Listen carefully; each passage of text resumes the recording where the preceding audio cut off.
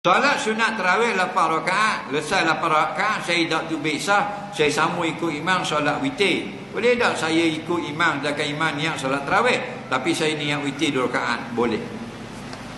Dengar baik-baik orang dengar, 2 jenis sembahyang yang tak boleh ikut. Melainkan mesti kena sama. Orang lain boleh tidak sama. Yang pertama sembahyang gerhana, yang kedua sembahyang mayang. Sembahyang lain tak apa, tak sama.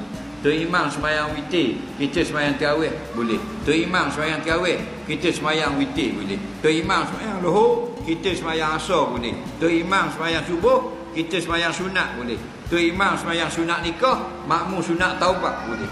Yang tak boleh, tu imam sembahyang gerhana bulan dan matahari, kita sembahyang lain, tak boleh. Wajib sembahyang gerhana sama dengan imam. Yang kedua, tak boleh tu imam sembahyang lohor, kita sembahyang mayang, makmum. Tak jadi imam, jadi mayang.